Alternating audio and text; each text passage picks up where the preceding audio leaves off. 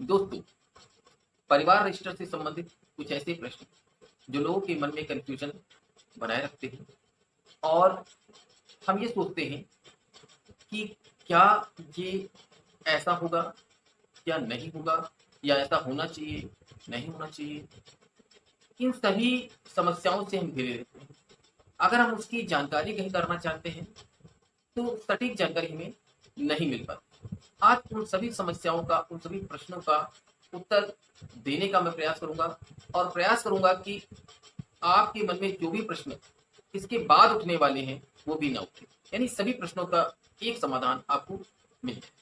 नमस्कार, एक बार फिर हाजिर हूँ एक नए टॉपिक के साथ। मैं आपका दोस्त अंशु तिवारी एडवोकेट और आप देख रहे हैं अपना प्यारा YouTube channel the legal talk. तो अधिक समय न लेते हुए चलिए शुरू करते हैं। दोस्तों, सबसे पहला कि यदि परिवार की मुखिया की मृत्यु हो जाती है तो क्या परिवार रजिस्टर से उनका नाम काट दिया जाएगा, हटा दिया जाएगा, या उस नाम के आगे मृतक लिख दिया जाएगा। दूसरा प्रश्न कि यदि परिवार के किसी सदस्य की मृत्यु हो जाए तो क्या परिवार रजिस्टर में उसका नाम काट दिया जाएगा, हटा दिया जाएगा, या उसके आगे मृतक लिख दिया जाएगा। और तीसरा प्रश्न कि यदि किसी लड़की का नाम दर्ज था लेकिन अब उसका विवाह हो गया है, उसकी शादी हो गई है, तो क्या उसका नाम परिवार रजिस्टर से हटा दिया जाएगा या परिवार रजिस्टर में उसका नाम चढ़ेगा। ये तीन प्रश्न ऐसे हैं जो कंफ्यूजन क्रिएट करते हैं कि क्या ऐसा होगा या नहीं होगा। तो हम इन तीनों प्रश्नों के उत्तर एक एक करके आपको बताएंगे और आपके कंफ्यूजन को दूर करने का प्रयास करेंगे। पहला प्रश्न था कि यदि मुखिया की मृत्यु हो जाए तो क्या परिवार रजिस्टर से उसका नाम हटा देंगे, काट देंगे, या उसके आगे मृतक। तो देखिए, यदि परिवार के मुखिया की मृत्यु हो जाए या घर के किसी सदस्य की मृत्यु हो जाए तो परिवार रजिस्टर से सीधे उसका नाम हटाते नहीं है। उसके नाम को एक लाइन से काटते हुए लास्ट में लिख देते हैं मृत्यु दिनांकित इतना या मृतक। दोनों ही चीजें हम लिख सकते हैं, या तो मृत्यु दिनांकित डेट लिख देंगे या उसके आगे मृतक शब्द लिख देंगे। लेकिन तत्काल में उसका नाम हम हटाते नहीं है। ऐसा नहीं है कि जो है हमने जो प्रोफार्मा भरा है उसमें उसका नाम ही हटा दिया, बाकी लोगों का नाम। दूसरी बात कि यदि मान लीजिए कोई लड़की है, उसका नाम पहले से दर्ज था और अब उसका विवाह हो गया, तो क्या उसका नाम हटा देंगे। तो सबसे पहले उसके नाम के आगे विवाहित लिख दिया। अच्छा, ये करने के लिए भी आपको एक प्रार्थना पत्र एफिडेविट के साथ सेक्रेटरी को देना होगा।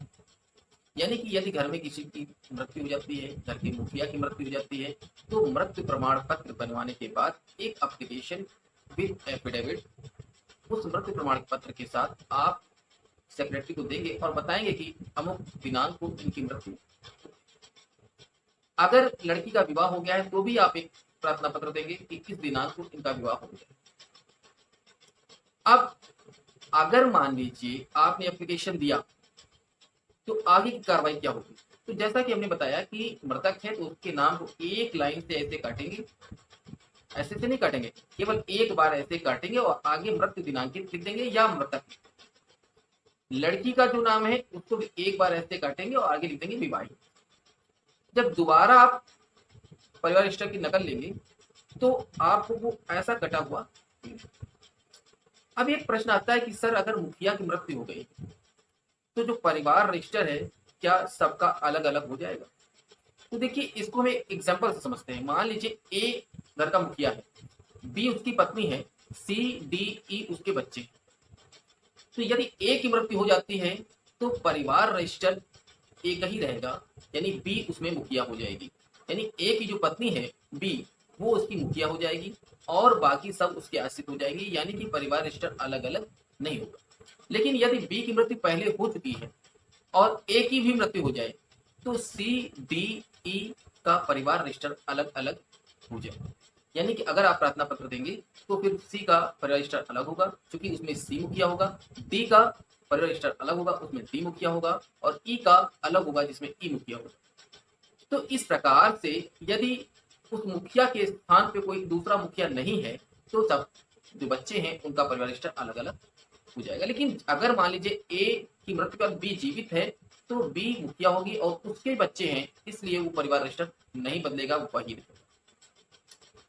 दूसरी बात, यदि मान लीजिए कि आपने आज एप्लीकेशन दिया कि लड़की का विवाह हो गया है और 1 साल बाद आप फिर से एप्लीकेशन देते हैं कि हमें साहब इसकी नकल चाहिए, तो क्या वो जो नकल मिलेगी उसमें उस लड़की का नाम दर्ज रहेगा या नहीं रहेगा? तो देखिए 1 साल बाद जब फसली वर्ष बदलता है तो जो दूसरा रजिस्टर बनेगा, जो दूसरी नकल बनेगी उसमें उस लड़की का नाम नहीं रहेगा, यानी कि जो है बाकी लोगों का नाम रहेगा, लेकिन जो विवाहित हो चुका है उसका नाम नहीं।